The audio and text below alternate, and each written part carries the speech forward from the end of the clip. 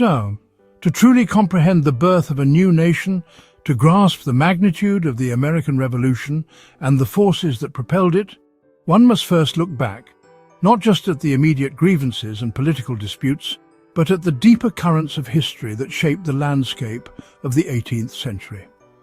We must understand the context, the preceding events that laid the groundwork for revolution.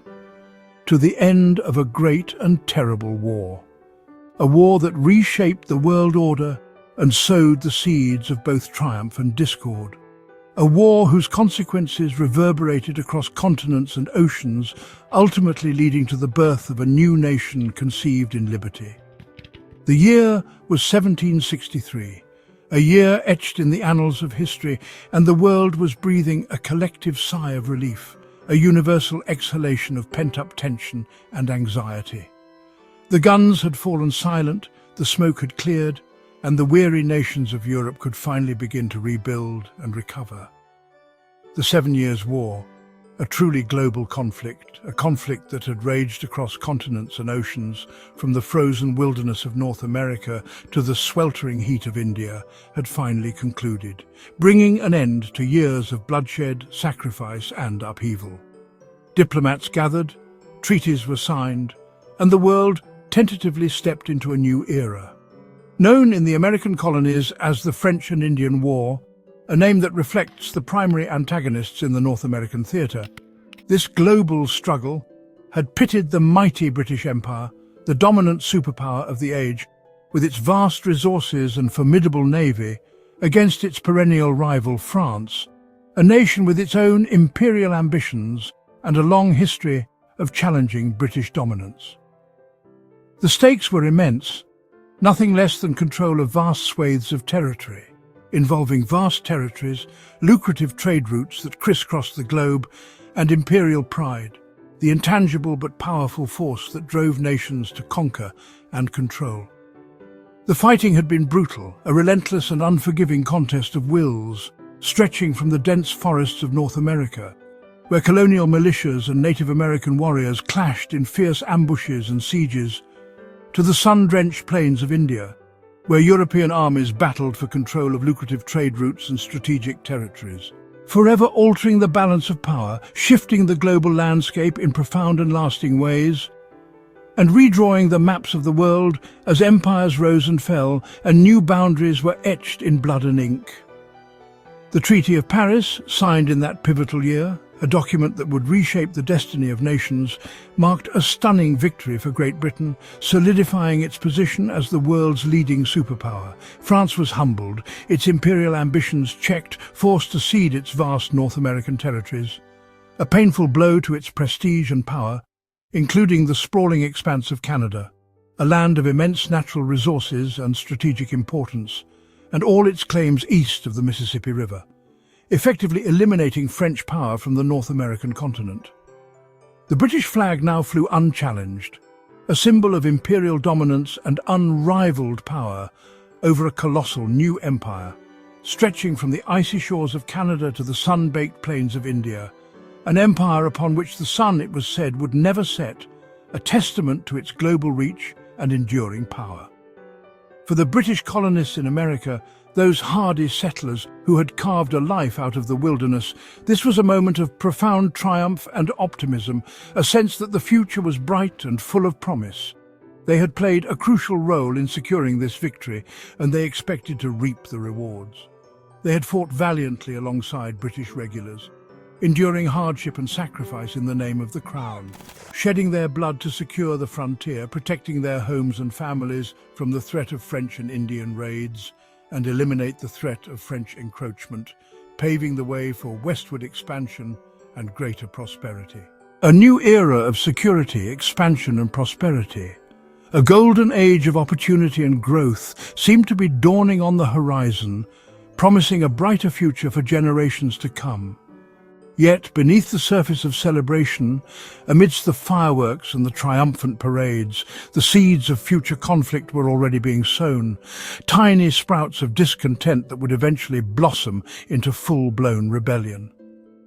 The war had fundamentally changed the relationship, irrevocably altering the dynamic between the colonist and the crown, between Great Britain and its American colonies, creating new tensions and resentments that would ultimately prove impossible to resolve.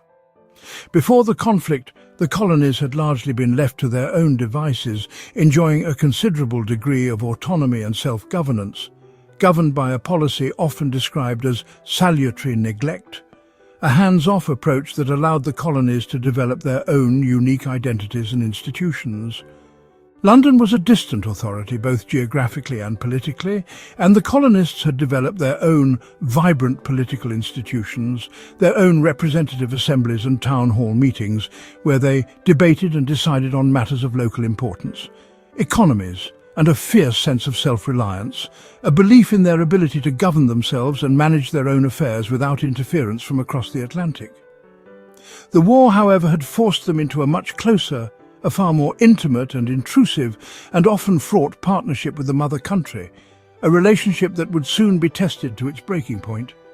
British soldiers and officials had arrived in unprecedented numbers, transforming the colonial landscape and asserting a new level of control, bringing with them a different culture, a different set of values and assumptions, and a more rigid, hierarchical view of the world, one that clashed with the more egalitarian and independent spirit of the American colonies. This newfound proximity bred a quiet, creeping friction, a subtle but persistent tension that simmered beneath the surface of colonial life. American colonists, who saw themselves as proud partners in the victory, deserving of respect and recognition, now found themselves viewed by some in Britain, particularly among the ruling elite, as merely provincial subjects, subordinate and perhaps a little ungrateful, failing to appreciate the sacrifices that the mother country had made on their behalf. The shared struggle against a common enemy, the bond forged in the heat of battle, had papered over these deep-seated differences in outlook, these fundamental disagreements about the nature of empire and the rights of Englishmen.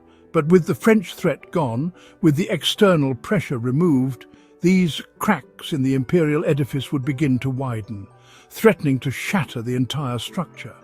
The very victory that seemed to secure the British Empire in America, to cement its dominance and ensure its long-term survival, would, paradoxically, set in motion the chain of events, the unintended consequences and unforeseen repercussions that would ultimately tear it asunder, leading to revolution, independence, and the birth of a new nation. The road to rebellion did not begin with a tax, a single act of oppression or injustice, but with the complicated and messy aftermath of a world-changing war, a war that left both victor and vanquished struggling to adapt to a new reality. It was in this crucible of post-war tensions and shifting power dynamics that the seeds of revolution were sown, nurtured by resentment, mistrust, and a growing sense of American identity. The stage was set, the players were in place, and the drama of the American Revolution was about to begin. Just as the American colonists were savoring their hard-won security, breathing a collective sigh of relief after years of conflict and uncertainty, a new storm was brewing on the horizon. They had faced down the French, endured hardship and sacrifice, and finally it seemed they could look forward to a period of peace and prosperity, a chance to build upon the foundations they had laid in this new land. Families were expanding, farms were flourishing, and towns were buzzing with activity. The promise of America, the allure of opportunity and self-determination, was beginning to feel tangible. London issued a decree, a piece of legislation that would send shockwaves through the colonies and fundamentally alter the relationship between Britain and its American subjects. This wasn't a minor adjustment or a routine administrative matter. It was a policy decision with far-reaching consequences, one that would ignite simmering tensions and set the stage for future conflict. That struck them as a profound betrayal. It was a slap in the face, a crushing blow to their aspirations, and a stark reminder that their fate was ultimately controlled by a power thousands of miles away, a power that in their eyes seemed to misunderstand their needs and disregard their sacrifices. The colonists felt a deep sense of injustice, a feeling that their rights were being trampled upon and their future jeopardized. In October of 1763, a seemingly innocuous month in the grand scheme of history, but one that would prove to be a pivotal turning point in the relationship between Great Britain and its American colonies. The leaves were turning, the harvest was in, and the colonists were settling into the rhythm of autumn, unaware of the seismic shift that was about to occur. King George III, the reigning monarch of Great Britain, a figure of both authority and perceived detachment, signed the Royal Proclamation, a document that would forever be etched in the annals of American history as a symbol of British overreach and colonial discontent. His signature, a seemingly simple act, would unleash a chain of events that would ultimately lead to revolution. A piece of legislation designed to manage the vast new territories acquired from France. These lands, stretching westward beyond the Appalachian Mountains, represented a vast expanse of opportunity, a blank canvas upon which the colonists hoped to paint their future. But the proclamation would throw a wrench into those plans, creating a barrier between the colonists and their dreams. One of its primary goals was to stabilize relations with Native American tribes, to prevent further bloodshed and maintain peace on the frontier. The British government recognized the importance of these relationships, understanding that continued conflict with Native Americans would be both costly and destabilizing. They sought to create a framework for peaceful coexistence, but their approach would ultimately alienate both the colonists and the Native American tribes, who had been allies of the French during the recent war. These alliances, forged in the crucible of conflict, had created a complex web of relationships that the British now had to navigate. The Native American tribes had their own grievances and aspirations, and the British sought to address them, at least in part, through the Royal Proclamation, and were deeply wary of the unchecked flood of Anglo-American settlers pouring into their ancestral lands. This influx of settlers, driven by a thirst for land and opportunity, threatened to displace the Native American tribes and disrupt their traditional way of life. The British government, seeking to prevent further conflict, attempted to regulate this westward expansion. To prevent further conflict and costly frontier wars, which had already drained the British treasury and claimed countless lives, a new policy was deemed necessary. The memory of Pontiac's rebellion, a bloody uprising by Native American tribes, was still fresh in the minds of British officials, and they were determined to avoid a repeat occurrence. The proclamation established a boundary, a line in the sand, a seemingly arbitrary division that would have profound consequences for the future of the American colonies. This line, drawn on maps and enforced by British troops, would become a symbol of division and resentment. A line running down the spine of the Appalachian Mountains, a natural barrier that separated the established colonies from the vast, uncharted territories to the west. These mountains, once seen as a gateway to opportunity, now became a wall, a physical manifestation of British control, beyond which colonial settlement was strictly forbidden. This prohibition, enforced by British soldiers and legal sanctions, was a direct challenge to the colonists' sense of freedom and their right to pursue their own destiny. It was a restriction that many were unwilling to accept. For many colonists, this was an infuriating and incomprehensible act, a betrayal of the promises that had drawn them to America in the first place. They saw it as an affront to their liberty, a denial of their rights, and a blatant attempt to control their lives. They had fought and bled precisely to open up these western lands, sacrificing their lives and fortunes in the struggle against the French. They believed they had earned the right to claim these lands as their own, to build new homes and create new opportunities for themselves and their families. For settlement and opportunity, to escape the constraints of the old world and build a better future in the new. The promise of land ownership, the chance to create a self-sufficient life, was a powerful motivator for many colonists. Land speculators, who had invested heavily in claims in the Ohio Valley, anticipating a surge in settlement and land values, now faced financial ruin. These individuals, often wealthy and influential, had gambled on the future of the West, and the Royal Proclamation threatened to wipe out their investments, saw their fortunes vanish overnight, their dreams of wealth and prosperity dashed by the stroke of a pen in London. The economic impact of the proclamation was significant. creating widespread anxiety and resentment among those who had invested in Western lands. Humble farmers and frontiersmen, who dreamed of building new lives for their families on fertile soil, escaping the crowded cities and established settlements of the East, found their aspirations blocked. They yearned for the freedom to carve out their own destinies in the wilderness, to provide for their families, and build a legacy for future generations. Found their aspirations blocked by a distant king and parliament, a government that seemed oblivious to their needs and indifferent to their dreams.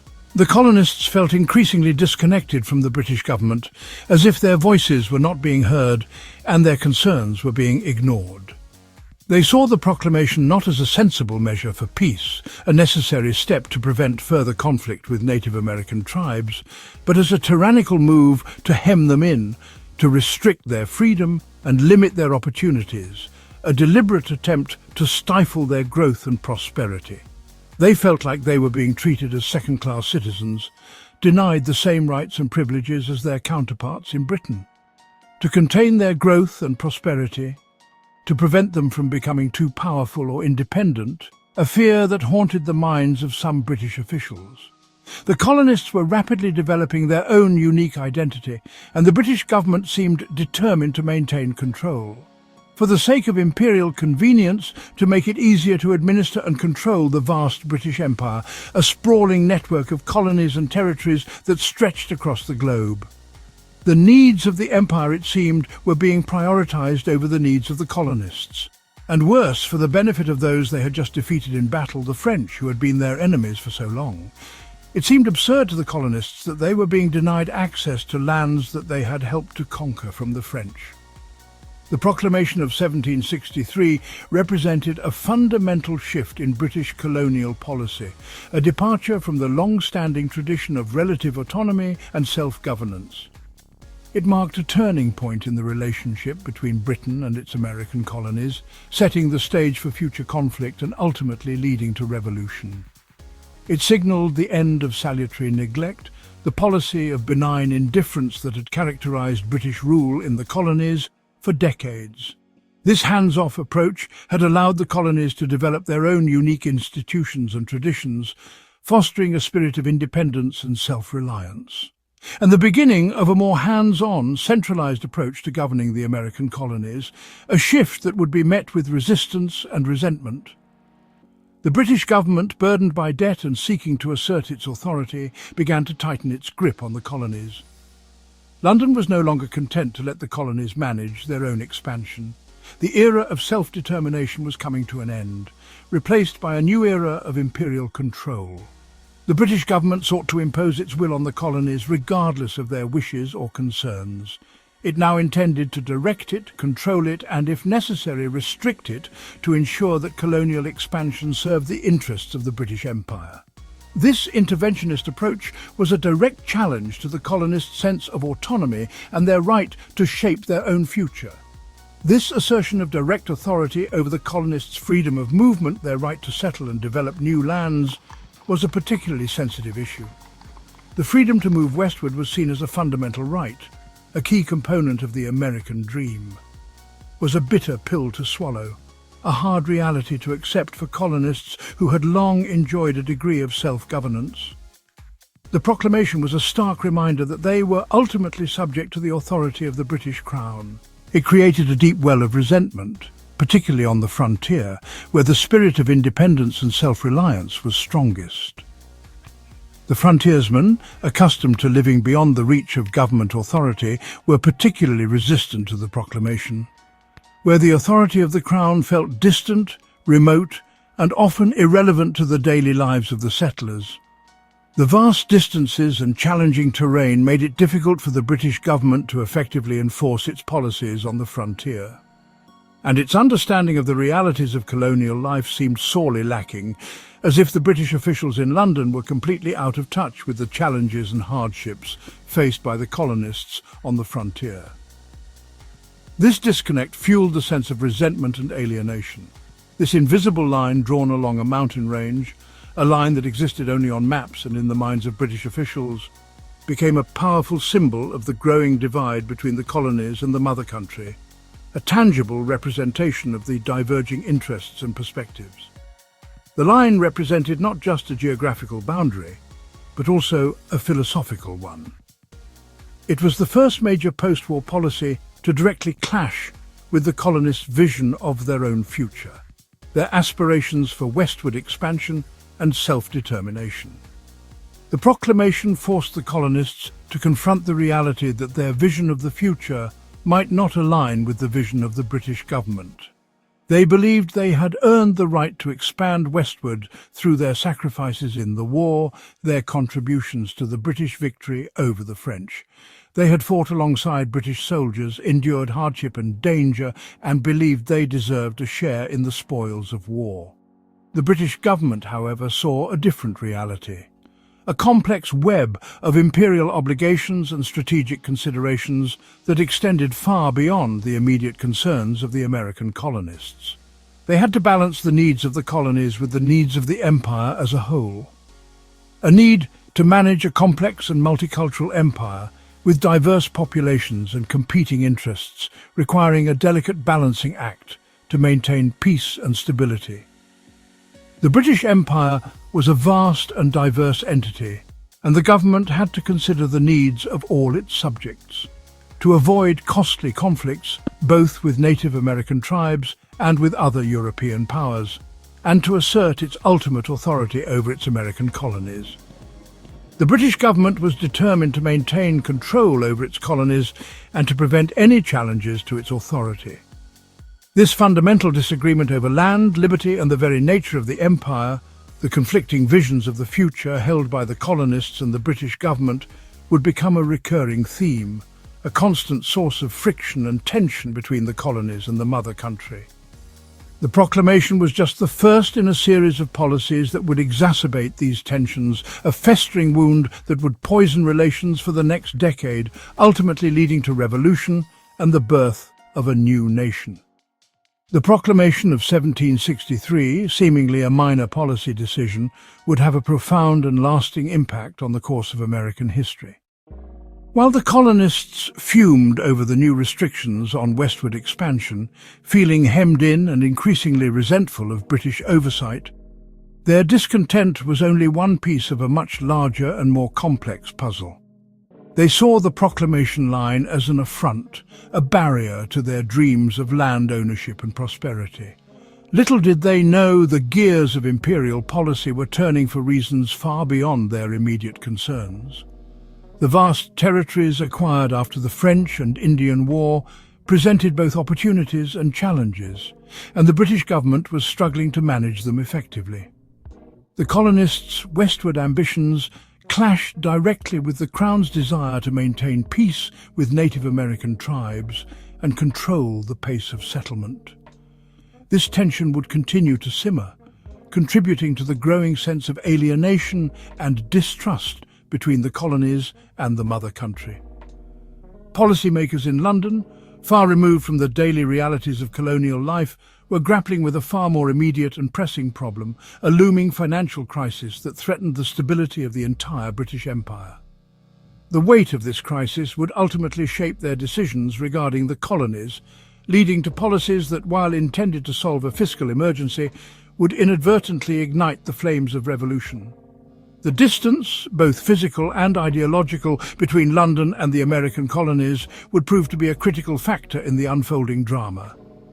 The policymakers in London, often relying on outdated information and a limited understanding of colonial sentiments, would struggle to comprehend the depth of colonial resentment and the potential consequences of their actions. A staggering mountain of debt.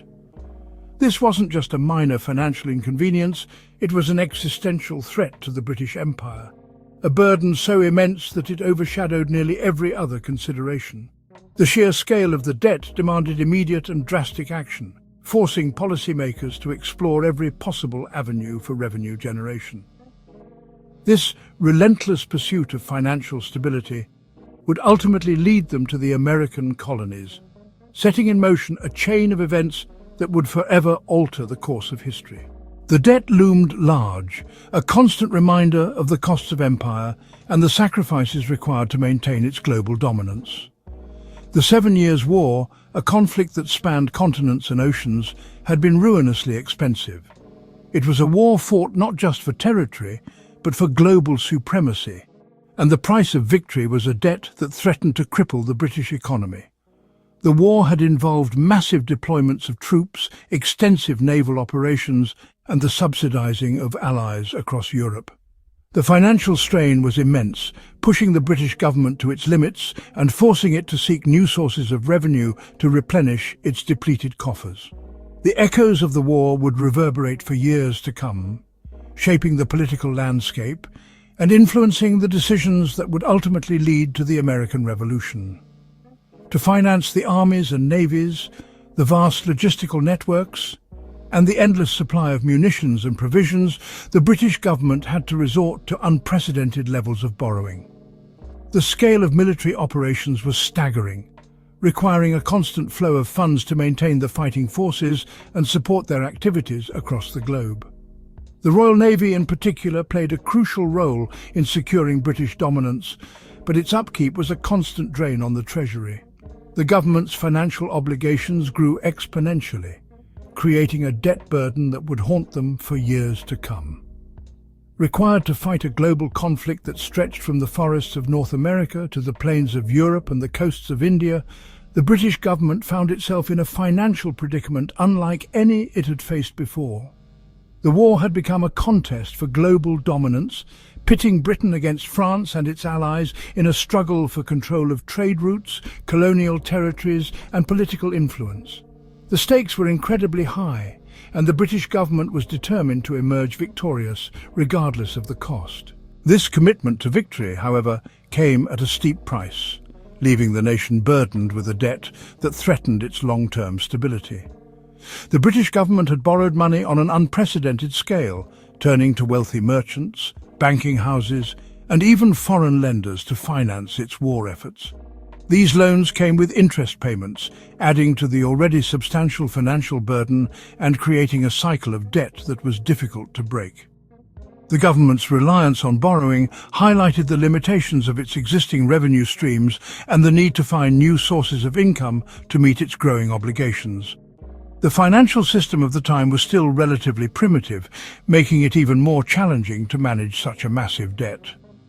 By 1763, the year the Treaty of Paris officially ended the 7 Years' War, the true extent of the financial crisis was becoming painfully clear. The celebrations of victory were tempered by the grim reality of the nation's economic situation. The government faced a daunting task: how to manage this enormous debt and prevent it from spiraling out of control. The choices they made in the coming years would have profound consequences, not only for Britain, but also for its American colonies. The national debt stood at an eye-watering £133 million, a sum almost incomprehensible at the time. To put that number into perspective, it was several times the annual revenue of the British government. The sheer magnitude of the debt was a source of constant anxiety for policymakers, who feared that it could lead to economic collapse and political instability. The weight of this financial burden would shape their decisions and influence their policies for years to come. The annual interest payments alone, the cost of simply servicing the debt, consumed more than half of the government's budget, leaving precious little for other essential services like defence, infrastructure and social welfare. This meant that the government was constantly struggling to make ends meet, forced to make difficult choices about which programs to fund and which to cut. The situation was unsustainable, and it was clear that something had to be done to address the underlying problem of the national debt. The nation was, in modern terms, facing a severe fiscal crisis, teetering on the brink of a fiscal crisis with the potential for widespread economic disruption and social unrest. The government's financial woes threatened to undermine its authority and weaken its position on the world stage. The situation demanded decisive action, but the choices were limited and fraught with risk. The policymakers in London knew that they had to find a solution quickly, or face the consequences of economic collapse. And something had to be done to stabilise the finances of the empire, to restore its economic health and ensure its long-term prosperity. The future of the British Empire depended on finding a way to manage the national debt and restore fiscal stability. This was not just a matter of economic policy. It was a matter of national security and imperial survival. The government embarked on a series of measures aimed at increasing revenue and reducing spending.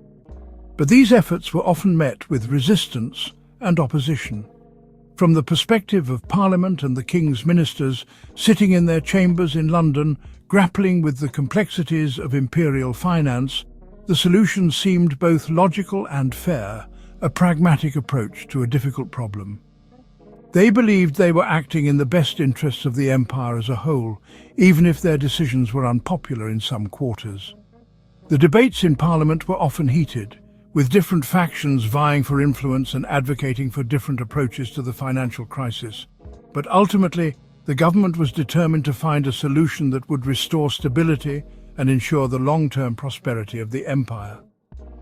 A significant portion of the debt had been incurred undeniably, defending the American colonies from the French and their Native American allies during the long and arduous 7 Years' War. The British government had poured vast resources into protecting the colonies from external threats, and they felt that the colonists should now contribute to the cost of their own defence. This perspective was based on the assumption that the colonies were the primary beneficiaries of British military protection, and that they had a moral obligation to share the financial burden. Furthermore, maintaining peace in the newly acquired territories, preventing further conflicts with Native American tribes, would require a permanent standing army, a costly but necessary measure to ensure stability and prevent further bloodshed.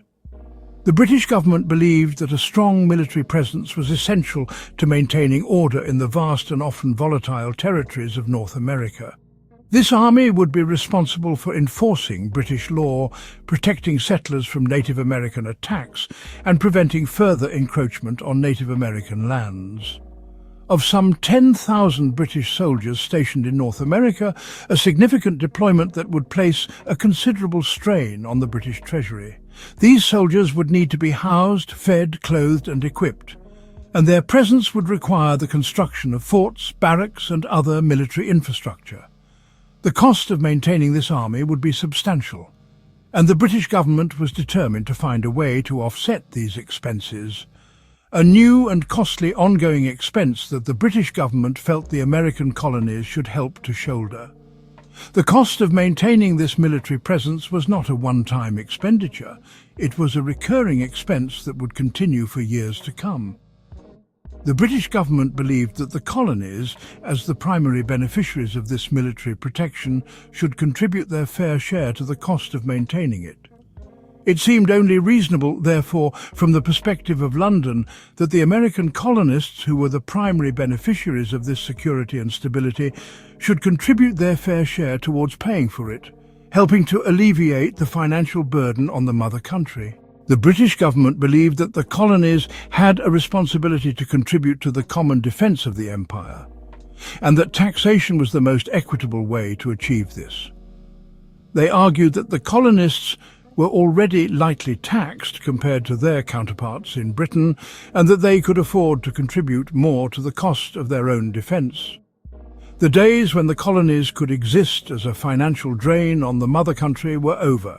It was time for them to step up and contribute to the financial well-being of the empire. The British government felt that the colonies had matured and prospered under their protection, and that they were now capable of contributing to the cost of their own governance and defence. This shift in perspective reflected a growing sense of frustration in London with the perceived lack of financial contribution from the American colonies. This line of reasoning, however, persuasive as it may have seemed in the halls of Parliament, completely overlooked the colonial perspective, failing to take into account the deeply ingrained beliefs and values of the American colonists. The British government's focus on financial expediency blinded them to the potential consequences of their actions, and they failed to anticipate the strong resistance that their policies would provoke in the colonies. The colonists did not see the British soldiers as a protective force safeguarding their homes and families, but rather as an occupying one, a symbol of British control and a potential threat to their liberty. The presence of a large standing army in the colonies was seen as an infringement on their autonomy and a violation of their rights as Englishmen. The colonists feared that the army could be used to suppress dissent and enforce unpopular laws, and they resented the idea of being forced to quarter soldiers in their homes. With the French threat vanquished, the colonists felt that the primary justification for a large British military presence had disappeared. They questioned the need for a standing army at all, viewing it as an unnecessary expense and a potential source of oppression. The colonists argued that they were perfectly capable of defending themselves, and that a large British army was not needed to maintain peace and order. They saw the army as a symbol of British overreach and a threat to their autonomy. Viewing it with the deep suspicion ingrained in their English political heritage, a tradition that valued individual liberty and limited government. The colonists had inherited a deep-seated distrust of standing armies, which were often seen as instruments of tyranny and oppression. This distrust was rooted in English history, where standing armies had been used to suppress dissent and enforce unpopular laws. A standing army in peacetime, in their eyes, was often seen as a tool of potential tyranny, a means by which the government could suppress dissent and enforce its will upon the people. The colonists feared that a standing army could be used to undermine their rights and freedoms, and they were determined to resist any attempt to impose such a force upon them. A threat to liberty rather than a guardian of it, a symbol of oppression rather than a source of security. The colonists believed that liberty and security were not mutually exclusive, and that a strong military presence was not necessary to ensure their safety. They argued that their own militias were sufficient to defend them from external threats, and that a standing army was more likely to threaten their freedom than to protect it. Furthermore, the colonists felt, with a growing sense of resentment, they had already paid their share of the war's cost, contributing significantly to the British victory. Not just in money through their own colonial legislatures, which had levied taxes and provided financial support to the British war effort, but more importantly in blood, sacrificing their lives and livelihoods in the fight against the French, with thousands of militiamen fighting and dying alongside the British regulars, enduring the same hardships and facing the same dangers. The colonists had played a vital role in the war, and they felt that their contributions had been overlooked and undervalued by the British government. They resented the implication that they had not done their part, and they were determined to resist any attempt to impose further financial burdens upon them.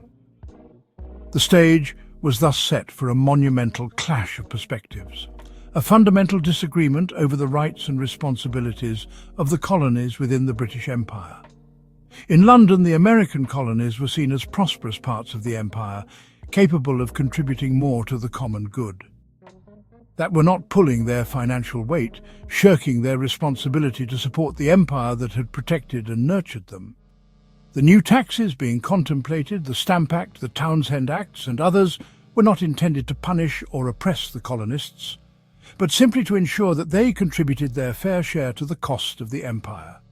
But simply to ensure that all of the king's subjects, regardless of where they lived, contributed to the maintenance of the empire from which they all benefited, sharing the burdens as well as the rewards. In America, however, these measures were viewed with growing alarm and resentment. These same taxes would be viewed through a very different lens, a lens shaped by colonial experiences, values and aspirations. They would be seen as an attack on their established rights as Englishmen, a violation of their fundamental freedoms, a violation of their long-held traditions of self-government, the right to govern themselves through their own elected assemblies, and a dangerous precedent that threatened to undermine their autonomy and subject them to the arbitrary rule of Parliament. That threatened the very foundations of their freedom, the principles of liberty and self-determination upon which their colonial societies were built. The seeds of revolution had been sown. The year is 1765. The air in London is thick with the scent of coal smoke and the weight of empire. Within the hallowed halls of the British Parliament, a decision is brewing, a decision that will irrevocably alter the course of history. Presiding over these momentous proceedings is Prime Minister George Grenville, a man known for his meticulous attention to detail and his unwavering belief in the supremacy of Parliament. Unbeknownst to Grenville and his colleagues, their actions are about to light the fuse that would ignite a firestorm of protest across the Atlantic, a blaze of discontent that would ultimately consume the bonds of empire and give birth to a new nation. The stage is set for a confrontation that will test the very foundations of British authority and challenge the principles of governance that had held sway for generations. They passed the Stamp Act, a piece of legislation that, in its seemingly innocuous form, would unleash a torrent of opposition unlike anything they had ever anticipated. The act itself was deceptively simple, a few paragraphs of legal jargon that masked its profound implications. To the British government, it was a modest and reasonable measure, a pragmatic solution to the growing financial burdens of maintaining their vast empire. They saw it as a fair and equitable way for the American colonies to contribute to their own defence and security, a small price to pay for the benefits of British protection. Unlike previous taxes, which were duties on trade designed to regulate commerce and manage the flow of goods within the empire, the Stamp Act represented a significant departure from established practice. These earlier duties, such as the Molasses Act, were primarily intended to control trade routes and protect British industries, with revenue generation as a secondary consideration. The Stamp Act, however, was a direct tax, levied specifically for the purpose of raising revenue. This distinction was crucial as it struck at the heart of the colonists' understanding of their relationship with the mother country. It required that colonists purchase and affix a special revenue stamp, a bit of embossed paper bearing the official seal of the British government, to a vast array of documents and printed materials, effectively placing a tax on nearly every aspect of colonial life. The implications of this seemingly simple requirement were far-reaching and deeply unsettling to the colonists. This included everything from legal deeds, the very foundation of property ownership, contracts that governed business transactions, and licenses required for various professions and activities, to newspapers, the primary source of information and public discourse, pamphlets that disseminated political ideas and opinions, and even playing cards and dice, leisure activities that provided a brief respite from the daily grind. No facet of colonial life was spared from the reach of the Stamp Act. The tax was designed to be relatively light and easy to collect, minimizing administrative costs and maximizing revenue, or so the British thought. They believed that its simplicity would ensure compliance and prevent widespread resistance. And the revenue it generated was specifically earmarked to help pay for the cost of stationing British troops in America, ostensibly for the protection of the colonies from foreign threats and internal unrest. This justification, however, did little to appease the colonists, who viewed the presence of British troops as an occupation force rather than a benevolent protectorate. To Parliament, steeped in its own traditions and accustomed to exercising its authority over the colonies, it was a simple matter of administrative efficiency and fiscal responsibility, a routine exercise of imperial power. They failed to grasp the depth of resentment and the growing sense of alienation that had been simmering in the colonies for years. They were utterly unprepared for the sheer scale and ferocity of the colonial reaction, the outpouring of anger and defiance that would soon engulf the American colonies. The British government had underestimated the resolve of the colonists and their unwavering commitment to the principles of self-governance. News of the Stamp Act was met not with grudging acceptance or quiet resignation, as the British had hoped, but with a tidal wave of outrage, a groundswell of popular resistance that swept across the colonies like a wildfire. The colonists were not merely displeased, they were incensed. Their sense of justice and their deeply held beliefs about liberty had been violated. From the bustling port cities of New England, where merchants and artisans gathered to discuss the implications of the Act, to the rural plantations of the South, where landowners and farmers voiced their concerns about the erosion of their rights, a unified chorus of opposition rose up, stunning officials on both sides of the Atlantic with its intensity and its unanimity. The colonists, despite their regional differences and economic disparities, were united in their determination to resist what they perceived as an unjust and oppressive law. The colonists' objections were not primarily about the financial cost of the tax itself, although the economic burden was certainly a factor. It wasn't simply about the money. The core of their argument was a matter of fundamental principle, a deeply ingrained belief in the rights of self-governance and the sanctity of representative government. This principle was worth more than any amount of money. For generations, they had lived by the maxim that they could only be taxed by their own elected representatives, a principle that had been enshrined in English common law and upheld by centuries of tradition. This was the bedrock of their political identity.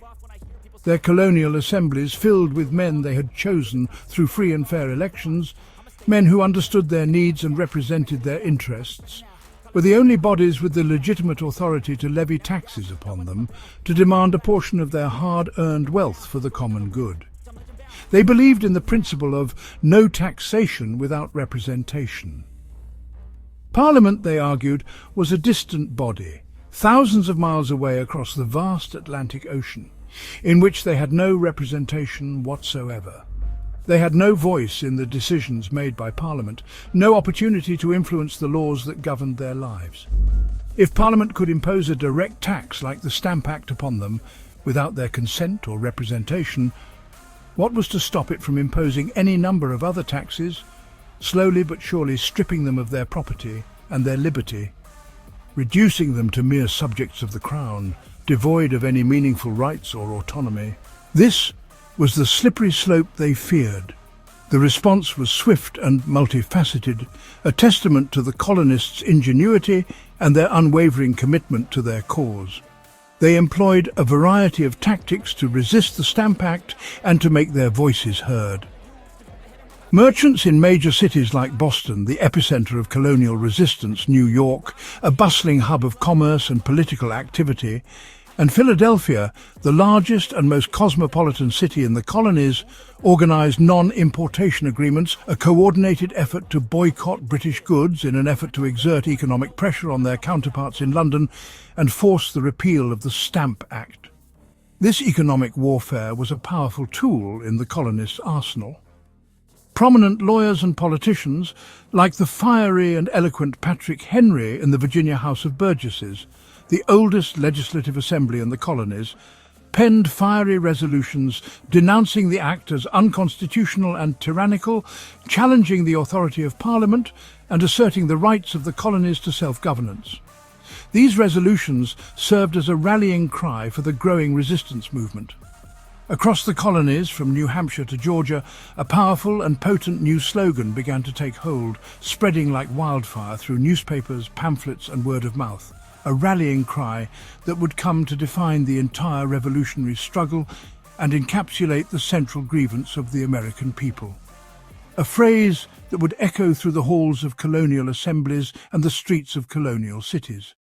It was a simple phrase, easily understood by all, yet it contained the philosophical bedrock of their rebellion: no taxation without representation. This slogan encapsulated the colonists' unwavering belief in the principles of self-governance and their determination to resist any attempt by the British government to impose taxes upon them without their consent. It was a spark that ignited the colonial fury. The imposition of the Stamp Act ignited a firestorm of opposition throughout the American colonies. Colonists from New Hampshire to Georgia felt the sting of this direct tax levied by the British Parliament, a body in which they had no elected representation.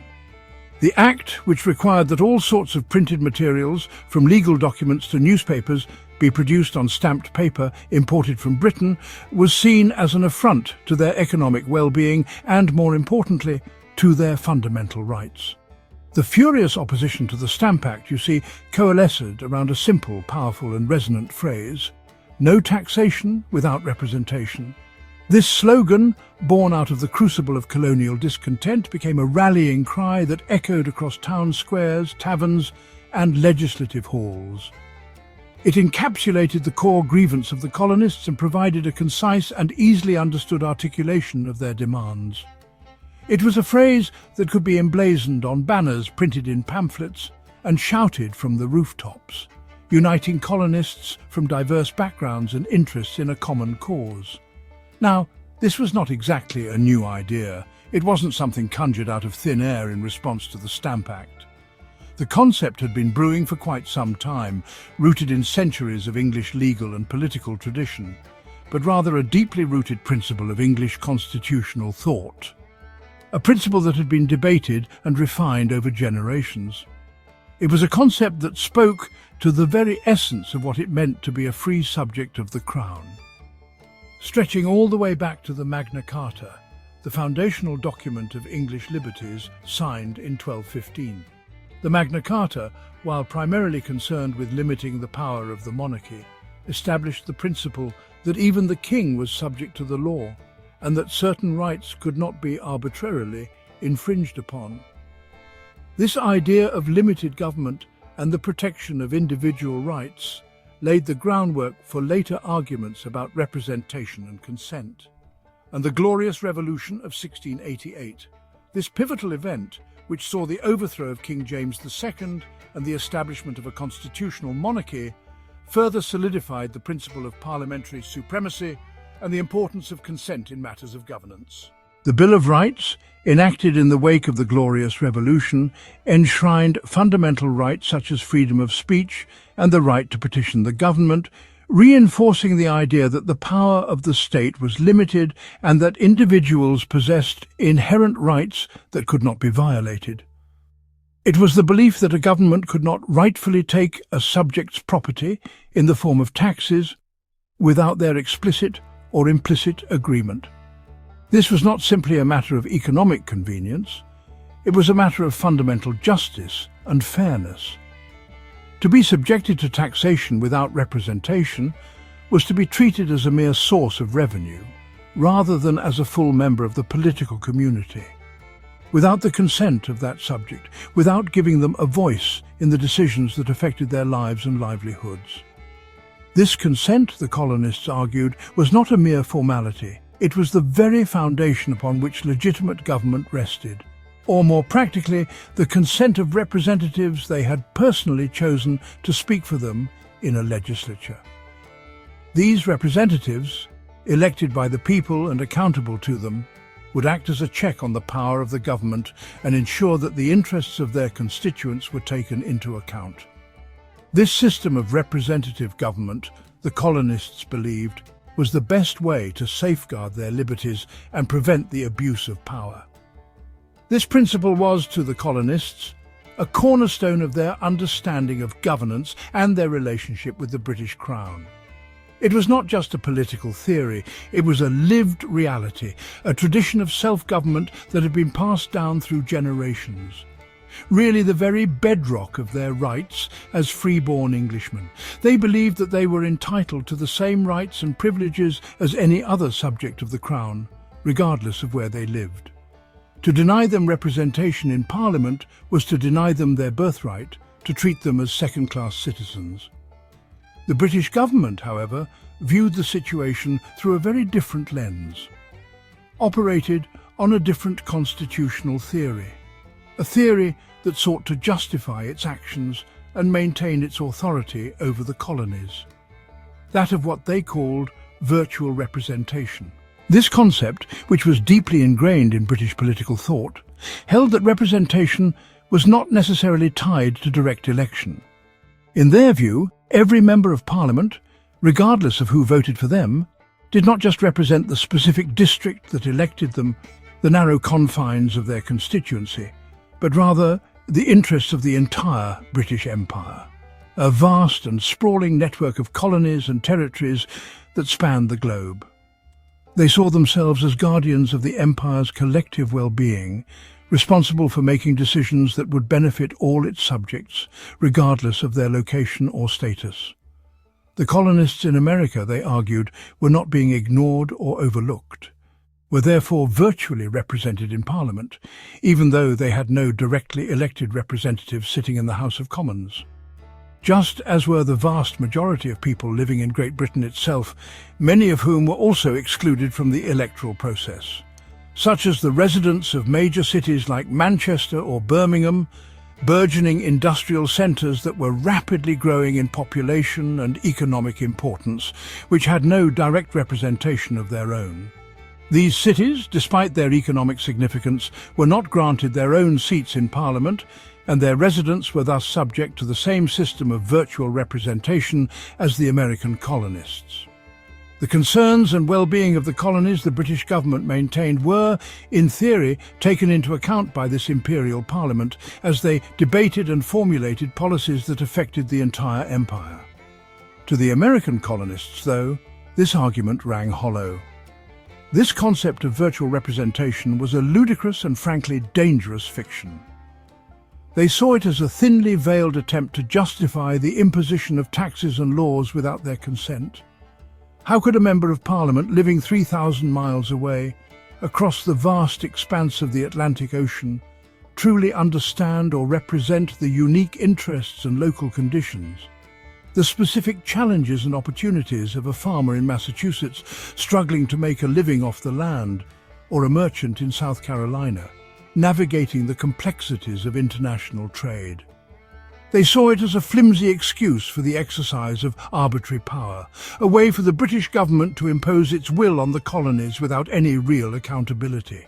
Their own colonial assemblies, which they did elect through a process that, while not perfect, at least gave them some say in their own governance, and which had been levying their local taxes for over a century, managing their own affairs and responding to the needs of their communities, were the only legitimate bodies with that authority. They were the ones who understood the needs of the colonies and were accountable to the people who lived there. The Stamp Act, by bypassing these assemblies, by ignoring their established authority and imposing a direct tax without their consent, was seen as a direct assault on this cherished tradition of self-government, a fundamental violation of their rights as Englishmen. This constitutional debate was not merely an abstract academic argument. It wasn't just a matter of legal technicalities or philosophical disagreements.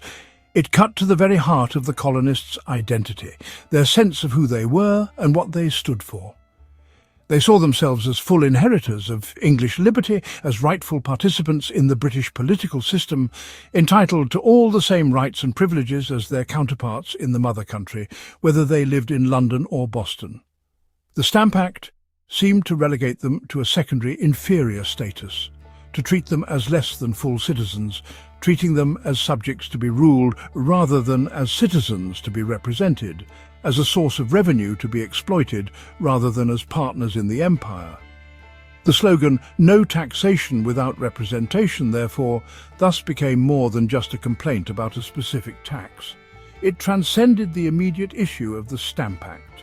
It became a defiant assertion of their political identity, a bold declaration that they were not mere colonists to be exploited, but rather a people with rights and a voice, and a declaration that they would not be governed by a distant power that refused to grant them a voice, that denied them their fundamental rights, and that treated them as something less than full citizens of the British Empire.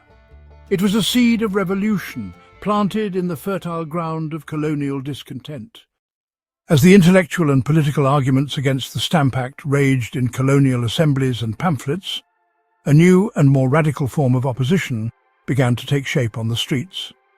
In cities and towns across the colonies, secret societies began to form, comprised of merchants, artisans, lawyers and labourers who were determined to resist the new tax by any means necessary.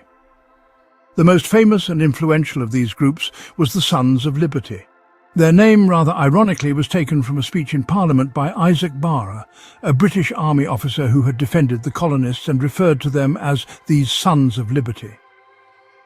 Operating under the cover of darkness and often communicating through secret codes and symbols, the Sons of Liberty took the protest from the realm of debate to the realm of direct action. They understood that philosophical arguments alone might not be enough to force Parliament to back down. Their methods were often intimidating and sometimes violent. They organised mass public demonstrations, erecting liberty poles as rallying points and hanging effigies of unpopular British officials, such as the stamp distributor for Massachusetts, Andrew Oliver.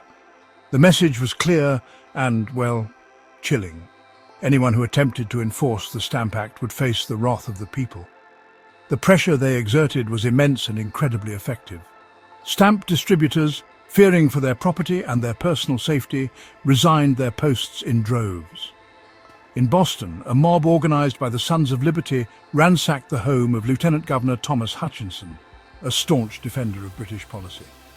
While leaders like Samuel Adams publicly decried the violence, they also recognized its utility in terrorizing officials into compliance. Through this campaign of targeted intimidation, the Sons of Liberty ensured that the Stamp Act was effectively nullified before it could even be implemented. By the time the stamped paper arrived from Britain, there was almost no one left who was willing to distribute it. The emergence of the Sons of Liberty marked a crucial turning point in the road to rebellion. It demonstrated the colonists' capacity for intercolonial organization and cooperation at a grassroots level. These were not just isolated protests. They were part of a coordinated resistance movement that stretched from New Hampshire to Georgia. This network, born in the fight against the Stamp Act, would lay the groundwork for future revolutionary activities. It showed that when pushed, the colonists were capable of more than just writing petitions. They were willing to take to the streets, to intimidate, to riot, and to make the colonies utterly ungovernable. The Stamp Act, a bold attempt by the British Parliament to directly tax the American colonies, had ignited a firestorm of protest. Colonists, feeling their rights were being trampled upon, united in opposition.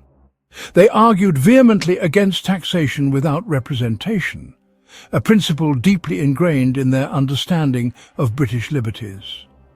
Faced with the complete breakdown of the Stamp Act, the British government found itself in a precarious position.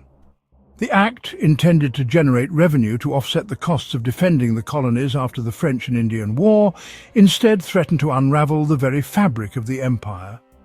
The colonial response was multifaceted, but one of the most effective strategies was the implementation of boycotts. Colonial merchants, understanding the power of collective action, refused to import British goods. This economic pressure from colonial boycotts, which were hurting British merchants, began to reverberate across the Atlantic. British businesses, feeling the pinch of lost sales and mounting inventories, started to lobby Parliament for a change in policy. The economic consequences of the Stamp Act were becoming too significant to ignore. Parliament, caught between the desire to assert its authority and the growing economic pain, blinked. The pressure from British merchants, combined with the unwavering resistance of the colonists, created an untenable situation. Debates raged within the halls of Parliament, with some arguing for a firm stance and others advocating for compromise. In 1766, after months of intense debate and political manoeuvring, they voted to repeal the hated tax. The decision was not unanimous, and many members of Parliament remained convinced of their right to tax the colonies. However, the economic realities and the potential for further unrest ultimately swayed the vote. The repeal was seen by some as a necessary concession to maintain peace and stability within the empire. The news of the Stamp Act's repeal was met with jubilant celebrations in the American colonies. From bustling port cities to small rural villages, the colonists rejoiced at what they perceived as a victory for liberty. The repeal was seen as a testament to the power of collective action and a vindication of their principles. Bells rang out from church steeples and town squares, their peals echoing the colonists' joy and relief. The sound of the bells served as a symbol of hope and a reminder of the hard-fought battle that had been won. Bonfires were lit in town commons and public spaces, their flames reaching high into the night sky. The bonfires served as a gathering place for colonists to celebrate together, sharing stories and reaffirming their commitment to liberty. And toasts were made to King George III, expressing gratitude for his perceived role in the repeal. Colonists, still loyal to the Crown, hoped that the repeal signalled a return to a more harmonious relationship with the mother country. They believed that the king, guided by wise counsel, had recognized the injustice of the Stamp Act and acted to correct it. Many believed the crisis was over, that the storm had passed, and that a new era of peace and prosperity was dawning. They hoped that the repeal would serve as a lesson to Parliament, preventing future attempts to impose unjust taxes on the colonies, and that the proper relationship between the colonies and the mother country had been restored, a relationship based on mutual respect and a shared commitment to British liberties. Colonists envisioned a future where they could continue to thrive as part of the British Empire, enjoying the benefits of trade and protection while maintaining their autonomy and self-governance. However, amidst the celebrations and expressions of goodwill, they failed to notice the fine print, the subtle but significant details that would soon undermine their hopes for lasting peace. The colonists, focused on the immediate victory, overlooked a crucial piece of legislation that would have far-reaching consequences.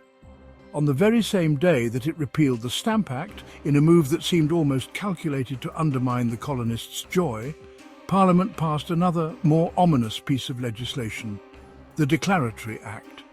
This act, often overshadowed by the repeal of the Stamp Act, would prove to be a major turning point in the relationship between Britain and its American colonies. This act was a blunt and unambiguous assertion of parliamentary supremacy, a clear statement that Parliament held ultimate authority over the colonies in all matters. It was a declaration of power that would soon be tested. It stated that Parliament had the full power and authority, without any limitations or restrictions, to make laws and statutes to bind the colonies and people of America in all cases whatsoever. This sweeping statement effectively nullified the colonists' arguments about taxation without representation and asserted Parliament's right to legislate for the colonies on any issue, regardless of their consent.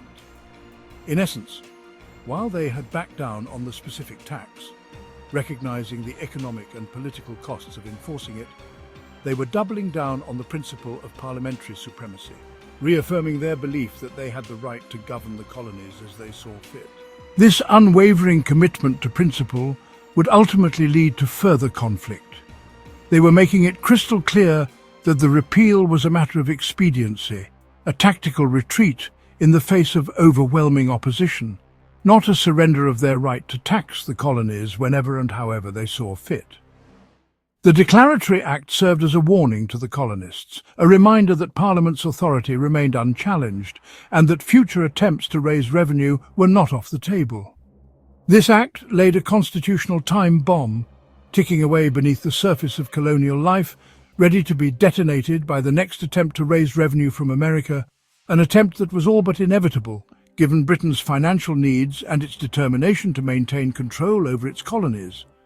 The question was not if, but when the bomb would explode. The detonation came just 1 year later, in 1767, with the introduction of a new set of policies that would once again ignite the flames of colonial discontent. The new Chancellor of the Exchequer, the government official responsible for managing Britain's finances, a confident and ambitious politician named Charles Townshend, stepped onto the stage with a plan to solve Britain's financial woes and reassert parliamentary authority over the colonies. Townshend, known for his wit and political acumen, believed he had found a clever way around the colonists' objections, a way to raise revenue without provoking another widespread revolt. He noted that the Americans had fiercely resisted the Stamp Act, viewing it as an infringement on their rights and a violation of the principle of no taxation without representation. Because it was an internal tax, a direct tax on domestic goods and services levied within the colonies themselves. The colonists argued that Parliament had no right to impose such taxes without their consent. They had, however, traditionally accepted external taxes, duties levied on goods imported into the colonies, which were duties on imported goods designed to regulate trade within the empire, a system known as mercantilism. These external taxes were seen as a legitimate exercise of Parliament's power to regulate commerce. Townshend saw this as a loophole, a potential avenue for raising revenue without triggering the same level of resistance as the Stamp Act. He believed that the colonists would be more willing to accept external taxes as they had done in the past. He proposed a new set of taxes, which came to be known as the Townshend Acts, a series of laws passed by Parliament in 1767. On a variety of goods imported into the colonies from Britain, goods that the colonists relied upon for their daily lives and economic activities. These new duties were placed on common items like everyday necessities that were essential to the colonial economy and the colonists' standard of living. Glass, used for windows and containers, lead, essential for making bullets and other products, paint, used for decorating homes and buildings, paper, vital for communication and commerce, and most famously tea, a beloved beverage consumed by colonists of all social classes. From Townshend's perspective, this was a perfectly legitimate customs duty, a reasonable way to raise revenue while regulating trade within the empire. An external tax consistent with past practice, a type of taxation that the colonists had historically accepted without widespread protest. But he made a critical error, a fundamental misjudgment that would ultimately undermine his plan and further escalate tensions between Britain and the colonies. The revenue raised from these duties was not intended to regulate trade, as had been the case with previous external taxes, but was specifically earmarked to pay the salaries of colonial governors and judges, officials who were previously dependent on the colonial assemblies for their income. This was a direct challenge to the power of the colonial assemblies, the elected bodies that represented the colonists, and had long played a crucial role in governing the colonies, which had long used their control over the salaries of royal officials, the power of the purse, as a vital lever to influence their decisions and ensure they acted in the best interests of the colonists. As a crucial tool to keep them accountable to the people they governed, ensuring that royal officials were responsive to the needs and concerns of the colonists rather than simply following the dictates of the British government. The colonists saw through the ruse immediately. They recognized Townshend's true intentions and understood the threat that the Townshend Acts posed to their autonomy and self-governance.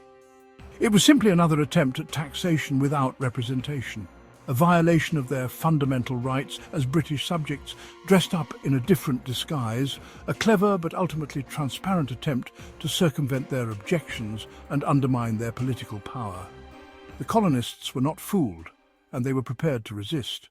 The response to the Townshend Acts was immediate and widespread. Reigniting the flames of protest, colonial merchants once again organized non-importation agreements, and a new wave of boycotts swept through the colonies.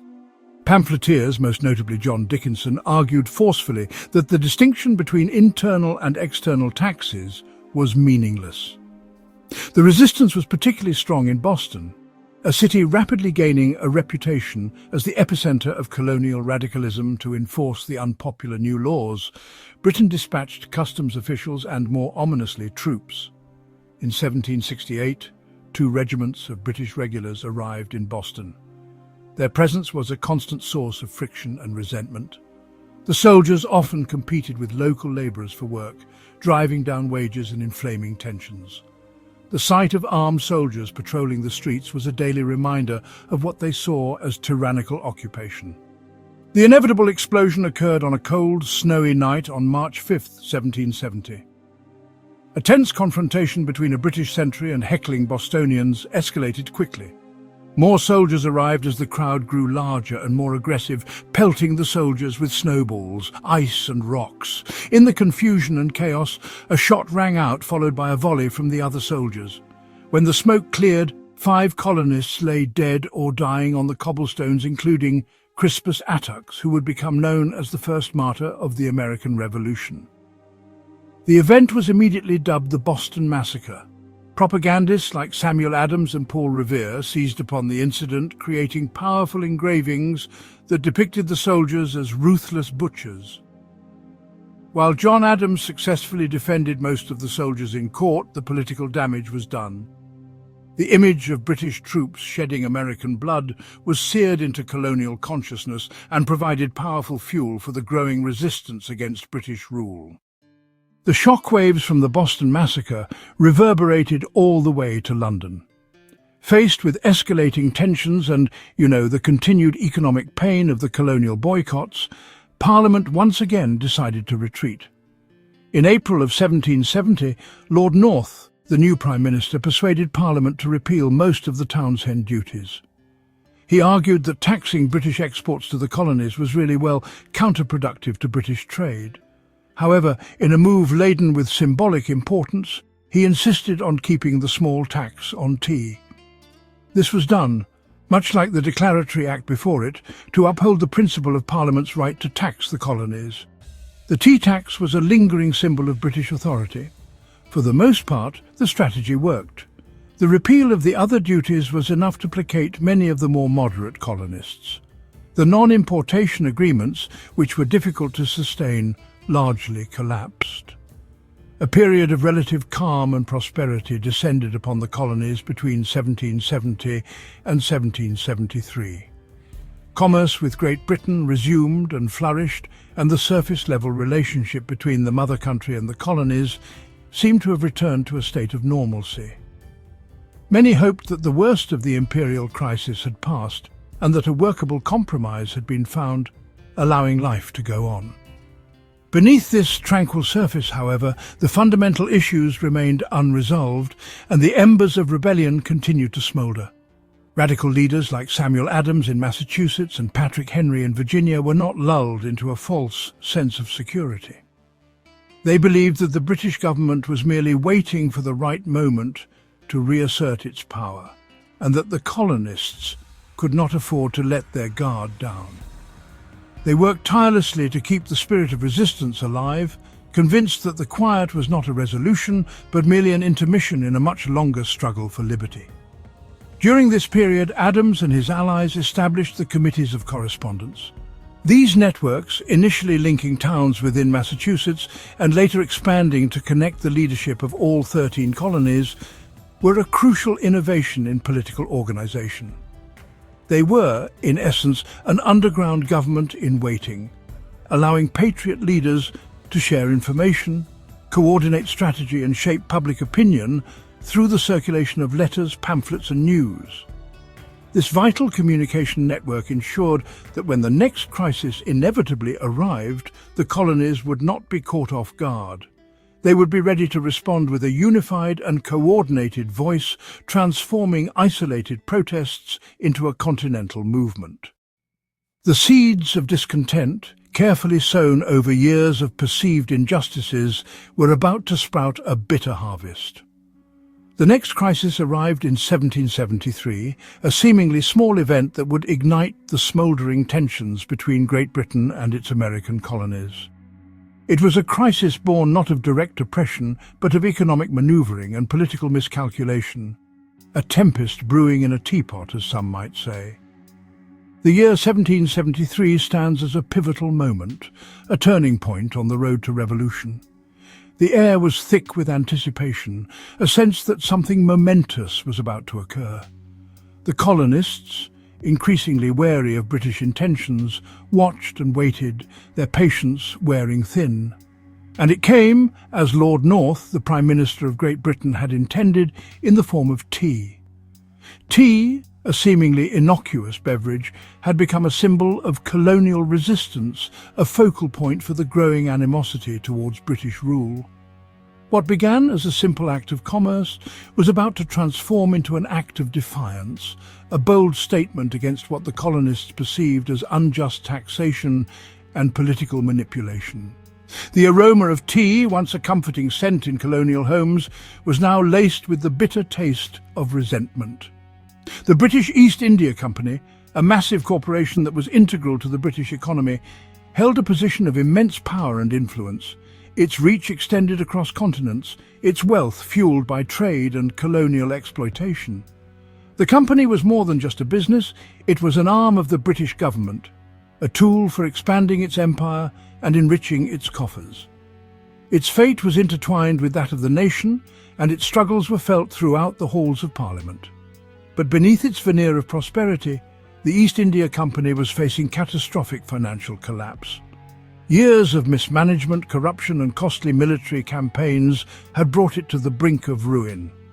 The company's financial woes threatened to destabilize the entire British economy, sending shockwaves through the financial markets and jeopardizing the nation's standing on the world stage.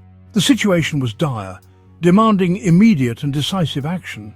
It had a massive surplus of £17 million of tea, a mountain of unsold leaves that threatened to bury the company under its weight. Warehouses overflowed with tea chests, their contents gathering dust and losing value with each passing day. The sheer volume of unsold tea was a testament to the company's financial woes, a stark reminder of its dwindling fortunes. This oversupply became a critical problem that demanded a creative, if controversial, solution. Sitting unsold in its London warehouses, a silent testament to the company's failing fortunes. The warehouses themselves were vast and imposing structures filled to the rafters with tea. They stood as symbols of both the company's former glory and its current predicament, a stark contrast that highlighted the urgency of the situation. The longer the tea remained unsold, the greater the risk of financial ruin for the East India Company. To save the company from bankruptcy, Parliament and Lord North's government, desperate to avert a financial crisis, convened to find a solution. The stakes were high and the pressure was immense. The fate of the East India Company, and perhaps the British economy itself, hung in the balance. The discussions were heated, the debates intense, as politicians grappled with the complexities of the situation, devised what they believed was a brilliant plan, a scheme that would simultaneously rescue the East India Company and appease the American colonists. Or so they thought. The plan was intricate, involving tax breaks, monopolies, and direct sales, all designed to manipulate the market and achieve a desired outcome. But in their calculations, they overlooked a crucial factor: the colonists' unwavering commitment to principle.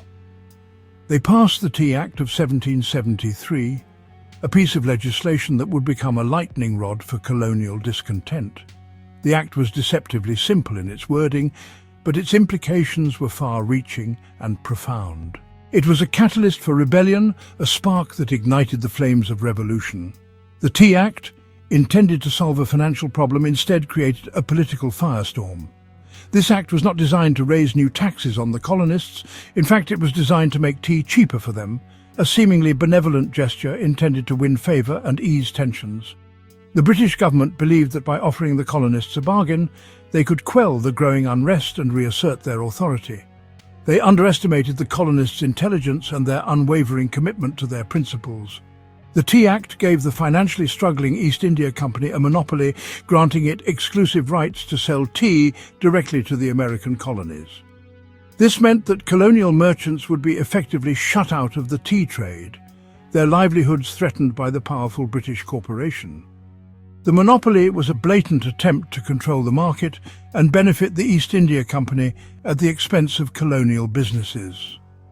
On the direct sale of tea in the American colonies, bypassing the established channels of trade and undermining the colonial economy. The colonists saw this as a direct assault on their economic freedom, a blatant attempt to enrich the East India Company at their expense. The monopoly was a symbol of British oppression, a reminder of their lack of control over their own affairs. It allowed the company to bypass the traditional middlemen in London, the merchants and brokers who had long been involved in the tea trade. These middlemen, many of whom had close ties to the British government, were now being cut out of the loop, their profits threatened by the East India Company's direct sales. This created further resentment and fueled the opposition to the Tea Act, and sell its tea directly to American agents, hand-picked by the company to ensure their loyalty and compliance. These agents were seen as collaborators, betraying their fellow colonists for personal gain. The direct sales system further marginalized colonial merchants and strengthened the East India Company's control over the tea trade. Furthermore, the Act refunded the heavy duties the company would have paid in England, a significant financial advantage that allowed them to undercut their competitors and flood the American market with cheap tea. This refund was seen as another example of British favouritism, a way of manipulating the market to benefit the East India Company at the expense of colonial businesses, allowing the tea to be sold in America at a price far lower than any other tea, making it almost irresistible to price-conscious consumers.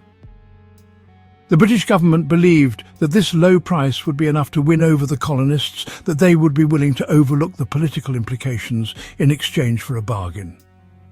But they were wrong, including the tea that was being smuggled into the colonies by merchants like John Hancock, who saw their lucrative smuggling operations threatened by the East India Company's cheap tea. Hancock and other smugglers had built their fortunes on defying British trade laws, and they were not about to let the Tea Act undermine their businesses. They became vocal opponents of the Act, rallying support for resistance. From London's perspective, this was a win-win, a brilliant solution that would solve the East India Company's financial problems and provide the American colonists with cheaper tea. They believed that they had found a way to appease both sides, to maintain control over the colonies, while also stimulating the British economy. They were confident that their plan would succeed. The East India Company would be saved, its warehouses emptied and its coffers replenished, and the American colonists would get their tea at a bargain price, a seemingly irresistible offer. The British government envisioned a future of renewed prosperity and strengthened colonial ties, a future where the East India Company thrived, and the American colonies remained loyal subjects of the Crown. They had, however, completely misjudged the colonial mindset, failing to understand the depth of their resentment and their unwavering commitment to principle. The colonists were not simply concerned with the price of tea. They were concerned with their rights, their freedoms, and their autonomy. The British government's miscalculation would have dire consequences. The colonists were not fooled by the lower price. They saw through the British government's scheme and recognized it for what it was: a thinly veiled attempt to assert their authority and undermine colonial resistance. They were not willing to sacrifice their principles for a cheap cup of tea. Their skepticism was deeply rooted in years of perceived injustices and broken promises. They saw the Tea Act for what it was, a calculated maneuver designed to circumvent their elected assemblies and impose British rule upon them. They understood the long-term implications of accepting the Tea Act, and they were determined to resist it at all costs. Their political awareness had been sharpened by years of struggle and debate, a cleverly disguised attempt to trick them into accepting Parliament's right to tax them without their consent or representation. They viewed the Tea Act as a Trojan horse, a seemingly harmless gift that concealed a dangerous threat to their liberty. They were determined not to fall for the British government's political trickery. The core principle of no taxation without representation was at stake, the very foundation of colonial liberty. The colonists believed that they should not be subjected to taxes imposed by a parliament in which they had no elected representatives. This principle had become a rallying cry for colonial resistance, a symbol of their determination to defend their rights. By purchasing the cheap official tea, they would be implicitly acknowledging Parliament's authority to tax them, setting a dangerous precedent that could lead to further encroachments on their freedom. They understood that their actions would have far-reaching consequences, and they were determined to make a stand for their principles. The legitimacy of the Townshend tea tax, the last remaining vestige of that hated legislation, which the colonists had fought so hard to repeal, was also at stake. The Townshend Acts had been a major source of contention between Great Britain and its colonies, and the colonists were determined to resist any attempt to revive them. The tea tax had become a symbol of British oppression. Furthermore, colonial merchants who had made their living importing and sometimes smuggling Dutch tea were facing economic ruin. These merchants had built their businesses on defying British trade laws, and they were not about to let the East India Company's monopoly put them out of business. They had a vested interest in resisting the Tea Act, were outraged that they were being cut out of the market by a government-sponsored monopoly, their livelihoods threatened by the East India Company's unfair advantage. They saw the Tea Act as a direct attack on their economic freedom, a blatant attempt to enrich a British corporation at their expense. Their outrage fueled the growing opposition to the Act. When the tea ships of the East India Company, laden with their controversial cargo, the Dartmouth, the Eleanor and the Beaver, Arrived in Boston Harbor in late 1773, they were met with a city on the brink of rebellion. The arrival of the tea ships was the spark that ignited the powder keg of colonial discontent.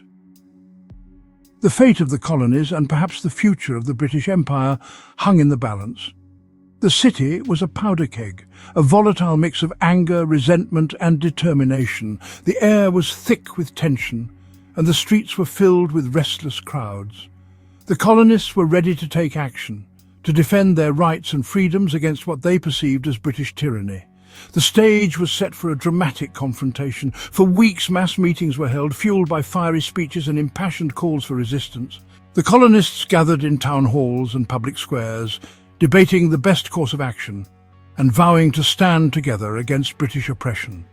These meetings were a testament to the colonists' commitment to self-governance and their determination to defend their rights, demanding that the ships be sent back to England without unloading their cargo, a clear message of defiance to the British government. The colonists were united in their opposition to the Tea Act, and they were determined to prevent the tea from being landed and sold in the colonies. Their demands were met with silence from the royal governor. The royal governor, Thomas Hutchinson, a staunch loyalist to the Crown, refused, determined to uphold British authority and enforce the Tea Act. Hutchinson was caught between his loyalty to the Crown and his responsibility to the colonists, a difficult position that ultimately led to his downfall. He became a symbol of British oppression in the eyes of the colonists, insisting the tax must be paid and the tea must be landed, setting the stage for a dramatic confrontation. Hutchinson believed that he was acting in the best interests of both Great Britain and the colonies, but his actions only served to further inflame tensions and push the colonies closer to rebellion. His inflexibility sealed the fate of the tea. On the night of December 16, 1773, under the cloak of darkness, the simmering tensions finally boiled over. The colonists, their patience exhausted, decided to take matters into their own hands. The stage was set for an act of defiance that would reverberate throughout the colonies and across the Atlantic. The standoff reached its dramatic conclusion, a pivotal moment in American history that would forever be known as the Boston Tea Party. The events of that night would have far-reaching consequences, shaping the course of the American Revolution and the future of the United States. The air crackled with anticipation as the colonists prepared to take action. A large group of the Sons of Liberty, a secret organization of patriots dedicated to defending colonial rights, prepared to take direct action. The Sons of Liberty had been instrumental in organizing resistance to British policies, and they were now ready to escalate their efforts. They were determined to send a clear message to the British government. Disguised as Mohawk Indians to conceal their identities, a symbolic act of defiance that also served to protect them from potential repercussions. The disguise was a clever way of disavowing responsibility for their actions, while also invoking the spirit of American resistance. The image of the colonists dressed as Mohawk Indians became an iconic symbol of the Boston Tea Party. Boarded the three ships, their faces blackened with soot and their hearts filled with determination. They moved swiftly and silently, their actions guided by a shared sense of purpose. The fate of the colonies rested on their shoulders, and over the course of 3 hours, they systematically set about destroying the tea, a bold act of defiance that would send shockwaves across the Atlantic. The colonists worked with precision and efficiency, their actions fueled by a deep sense of injustice. The destruction of the tea was a symbolic act of rebellion against British tyranny. Systematically smashed open 342 chests of tea, their axes ringing out in the night as they broke apart the wooden containers. The sound of splintering wood and crashing tea echoed through the harbour, a defiant symphony of rebellion. The colonists were making a clear statement. They would not be bullied by the British government, and dumped the entire cargo into the dark waters of the harbour, a symbolic act of defiance that would forever change the course of American history. The tea, once a valuable commodity, now floated uselessly in the water, a testament to the colonists' unwavering commitment to their principles. The Boston Tea Party was a turning point, a moment of no return on the road to revolution. The news of the Boston Tea Party, an act of defiance that resulted in the destruction of immense amounts of private property, sent shockwaves across the Atlantic. It wasn't merely the financial loss that stung the British, it was the brazen disrespect, the outright challenge to their authority. The colonists, by dumping tea into the harbour, had essentially spat in the face of the Crown. This act, seemingly symbolic, carried the weight of years of simmering resentment and growing discontent, was met with shock and fury in Great Britain. The reaction wasn't confined to government officials or the wealthy merchants who had lost their goods. It permeated all levels of British society. Newspapers decried the lawlessness of the colonists, portraying them as ungrateful subjects who had benefited from British protection and now repaid that generosity with rebellion. The time for reconciliation and compromise was over. The olive branch, extended repeatedly in the past, was now seen as a sign of weakness. The prevailing sentiment in Parliament was that the colonies, particularly Massachusetts, needed to be brought to heel. Debates raged, but the underlying consensus was clear. Leniency had failed. A firm hand was now required. From the king down to the common man, a sense of outrage prevailed. King George III, already frustrated by what he perceived as colonial intransigence, saw the Tea Party as an act of open rebellion. He believed that if this defiance went unpunished, it would embolden other colonies and potentially lead to the disintegration of the British Empire. There was a widespread belief that Boston, the hotbed of sedition and mob rule, had to be punished severely. Boston, with its vocal Sons of Liberty and its history of protests and boycotts, was seen as the epicenter of colonial unrest. It was a city that had consistently challenged British authority, and now, in the eyes of many Britons, it was time for Boston to pay the price.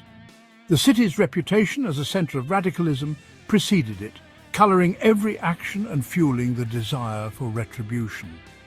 The colonists had crossed a line of acceptable dissent. They had moved beyond mere protest and into the realm of outright destruction of property. This was no longer about taxes or trade regulations, it was about challenging the very foundation of British authority, and Parliament was determined to respond not with retreat, but with overwhelming force. The decision was made to assert British dominance and quell the burgeoning rebellion. Military preparations began, and plans were drawn up to send more troops to Boston.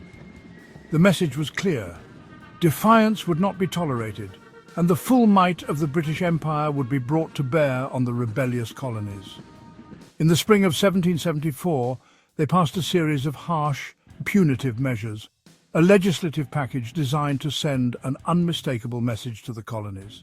These weren't mere adjustments to trade laws or minor policy changes, they were a direct assault on colonial liberties and a clear demonstration of British power. Designed to crush the spirit of resistance in Massachusetts and serve as a warning to the other colonies. The intention was to isolate Massachusetts, to make an example of it, and to deter other colonies from following the same path of defiance. The British believed that by punishing Massachusetts severely, they could restore order and prevent the further erosion of their authority. They underestimated, however, the resolve of the colonists and the bonds of solidarity that were beginning to form between them. These measures, known in Britain as the Coercive Acts, were seen as necessary steps to restore order and assert British sovereignty. From the British perspective, they were simply enforcing the law and punishing those who had broken it. They believed they were acting in the best interests of the empire, even if it meant taking drastic measures. Were quickly branded by the colonists as the Intolerable Acts. This name reflected the colonists' deep sense of outrage and injustice. They saw these acts as a blatant violation of their rights and liberties, and as a clear sign that the British government was determined to suppress their freedoms. The term Intolerable Acts quickly spread throughout the colonies, becoming a rallying cry for resistance. The first and most severe was the Boston Port Act, a direct response to the Tea Party and a clear demonstration of British economic power. It was intended to cripple Boston's economy and force the city to submit to British authority, which closed the bustling port of Boston to all trade, effective June 1, 1774, until the destroyed tea was paid for. The Act stipulated that the port would remain closed until the East India Company was fully compensated for the lost tea, a sum that was considerable and beyond the immediate means of the city. The closure of the port had a devastating impact on Boston's economy, throwing thousands of people out of work and plunging the city into economic hardship. This was an act of economic warfare, designed to strangle the life out of the city. It was a calculated move to punish Boston and force it to comply with British demands. The British believed that by cutting off Boston's economic lifeline, they could break the spirit of resistance and force the city to pay for the destroyed tea. The Massachusetts Government Act followed, striking at the heart of colonial self-governance. This act aimed to dismantle the existing colonial government and replace it with one more directly controlled by the Crown, fundamentally altering the colony's charter by giving the royal governor more power, effectively stripping the colonists of their ability to govern themselves. The governor, appointed by the king, was given broad authority to appoint officials, control the militia, and veto legislation. This effectively transformed Massachusetts from a self-governing colony into a royal province, severely restricting town meetings and making the upper house of the legislature an appointed rather than an elected body. Town meetings, a cornerstone of colonial democracy, were severely curtailed, requiring the governor's approval for any meeting and restricting the topics that could be discussed. The replacement of the elected upper house with an appointed one further eroded colonial control over their own government. It was a direct assault on their long-held rights of self-government. For generations, the colonists had enjoyed a significant degree of autonomy in managing their own affairs. The Massachusetts Government Act threatened to overturn this tradition and impose direct British rule. Two other acts further tightened the screw, adding to the colonists' sense of oppression and injustice. These acts, while perhaps less dramatic than the Boston Port Act and the Massachusetts Government Act, further restricted colonial liberties and reinforced the perception that the British government was determined to suppress their freedoms. The Administration of Justice Act, also known as the Murder Act by the colonists, was particularly infuriating. Allowed royal officials accused of capital crimes in the colonies to be sent to Britain for trial, effectively shielding them from colonial justice. This meant that British officials, even if accused of serious crimes against colonists, could avoid facing a jury of their peers in the colonies, where they were likely to be convicted, which colonists believed would allow them to act with impunity and escape justice. The colonists feared that this act would embolden British officials to act with even greater arrogance and disregard for colonial rights, knowing that they could escape punishment for their actions. The Quartering Act was expanded, further infringing on colonial autonomy and privacy, giving the governor the authority to house British soldiers in private homes and other buildings if suitable quarters were not provided. This meant that colonists could be forced to provide food and shelter to British soldiers, even against their will. This was seen as a violation of their privacy and property rights, and a further example of British oppression. The Act also placed a significant financial burden on the colonists, who were required to pay for the upkeep of the soldiers. At the same time, the Quebec Act, while not one of the coercive acts, was passed and viewed with deep suspicion, adding to the growing sense of unease and distrust among the colonists.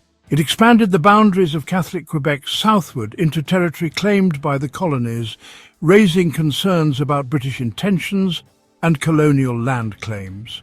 This expansion threatened to encroach on land that the colonies had long considered their own, fueling fears that the British were attempting to undermine their territorial integrity, and established a government there with no elected assembly, stoking fears of both popery and authoritarianism. The fact that Quebec was a Catholic province, with a government appointed by the Crown, further fueled colonial anxieties. The colonists, largely Protestant and deeply committed to self-government, viewed the Quebec Act as a threat to their religious and political freedoms. Instead of isolating and punishing Massachusetts as intended, the intolerable acts had the opposite effect, proving to be a major miscalculation by the British government. They horrified the other 12 colonies, who realized that what was happening in Massachusetts could easily happen to them, who saw the fate of Boston as a preview of what could happen to them if they did not stand together. The plight of Boston resonated deeply with colonists throughout the other colonies. They recognized that if the British government could so easily suppress the liberties of Massachusetts, then no colony was safe. They recognized that an attack on the liberties of one colony was an attack on the liberties of all. This realization was crucial in forging a sense of common purpose and solidarity among the colonies, paving the way for unified resistance against British rule. Food and supplies poured into Boston from across the continent, demonstrating the growing sense of unity and shared purpose among the colonies, in a remarkable display of solidarity. This outpouring of support for Boston was a clear indication that the colonies were beginning to see themselves as a unified entity with shared interests and a common destiny. The acts did not crush the rebellion, they galvanized it, transforming simmering discontent into open defiance. They transformed a dispute over taxes into a fundamental struggle for survival, a fight for their very way of life and their right to self-determination, pushing the colonies from protest towards outright unified defiance.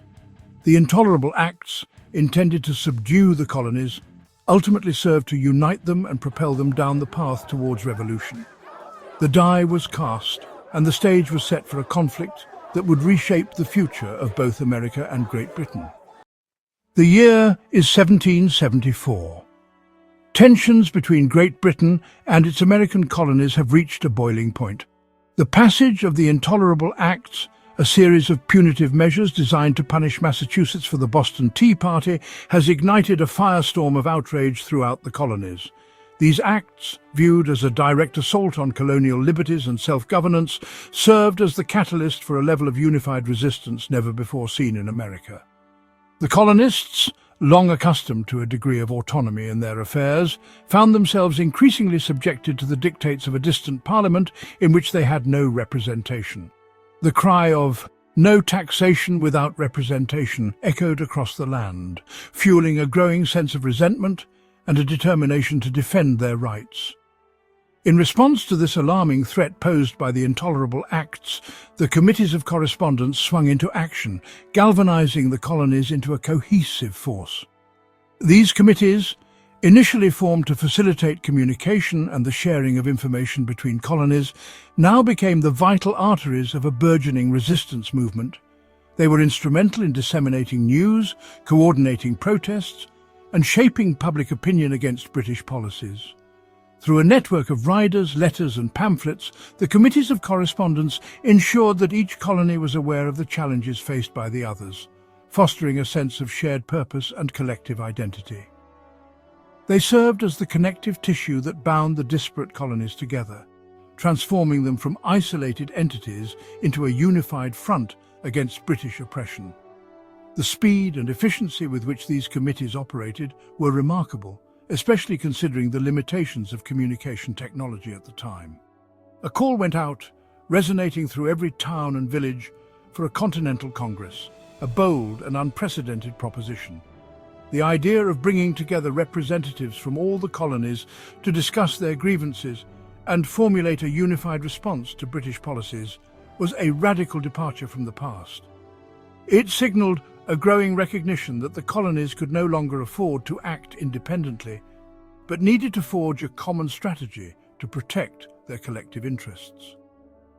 The call for a Congress was met with enthusiasm and support throughout the colonies as people recognized the urgent need for a coordinated response to the escalating crisis. Town meetings were held, delegates were elected, and instructions were drafted, all in preparation for this historic gathering. This was to be a meeting of delegates from all the colonies, a momentous occasion where representatives from across the vast expanse of British America would convene to formulate a united response to British oppression. The journey to Philadelphia, where the Congress was to be held, was long and arduous for many of the delegates, involving travel by horseback, stagecoach, and even by sea. Yet despite the challenges, they were determined to attend, recognizing the gravity of the situation and the importance of their mission.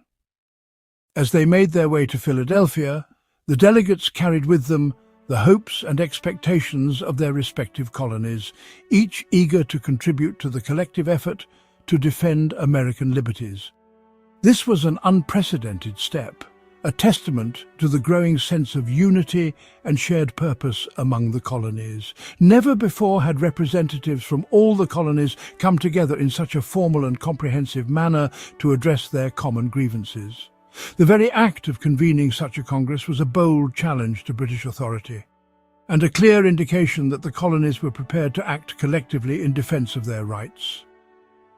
While there had been previous intercolonial meetings, such as the Stamp Act Congress, which convened in 1765 to protest the Stamp Act, this gathering was different in both scope and purpose. The Stamp Act Congress had been a limited response to a specific grievance, whereas the Continental Congress was intended to address a broader range of issues and to forge a more comprehensive strategy for dealing with British policies. This one felt different, charged with a sense of urgency and determination that had been lacking in previous gatherings. The delegates understood that the decisions they made in Philadelphia would have profound consequences for the future of the colonies, and they approached their task with a solemn sense of responsibility. The stakes were higher, with the very future of colonial self-governance hanging in the balance, and the sense of shared crisis was more acute, binding the delegates together despite their differences. They recognized that the intolerable acts represented a fundamental threat to their liberties, and that they needed to act decisively to protect their rights. The weight of this responsibility rested heavily on their shoulders as they prepared to embark on their deliberations. In September of 1774, the city of Philadelphia, a bustling hub of commerce and political activity, prepared to host this momentous event. The streets were filled with anticipation as delegates from across the colonies began to arrive, eager to participate in this historic gathering. Philadelphia, with its central location and its reputation as a center of intellectual and political ferment, was the natural choice for the meeting place of the Continental Congress. 56 delegates representing 12 of the 13 colonies converged on Philadelphia, ready to grapple with the challenges facing British America. These men, chosen by their respective colonies to represent their interests, came from diverse backgrounds and held a wide range of political views, yet despite their differences, they were united in their determination to defend American liberties and to find a way to resolve the growing conflict with Great Britain. Only Georgia, facing its own troubles with Native American tribes on its frontier and hoping for British support, did not attend, highlighting the complex and often competing interests that shaped colonial politics. Georgia's absence underscored the challenges of forging a unified front among colonies that often had divergent priorities and concerns. The colony's reliance on British support in its dealings with Native American tribes made it hesitant to join in a collective action that might jeopardize that assistance. Gathered in Carpenter's Hall in Philadelphia, a modest but dignified building that would serve as the stage for this pivotal moment in American history. Carpenter's Hall, the meeting place of the Carpenters' Company of Philadelphia, offered a suitable space for the delegates to convene and conduct their deliberations. Its simple yet elegant design reflected the values of industry, craftsmanship, and civic engagement that were central to colonial society. This assembly, which would become known to posterity as the First Continental Congress, marked a turning point in the relationship between Great Britain and its American colonies. It was the first time that representatives from all the colonies, with the exception of Georgia, had come together to discuss their grievances and to formulate a common strategy for dealing with British policies. The decisions made by the First Continental Congress would have a profound impact on the course of American history, setting the stage for the revolution that would follow. Was a remarkable collection of the greatest political minds in colonial America, men of exceptional talent, intellect, and dedication. These were individuals who had devoted their lives to public service, and they brought to the Congress a wealth of experience and expertise. They were lawyers, merchants, planters, and scholars. each with a unique perspective on the challenges facing the colonies.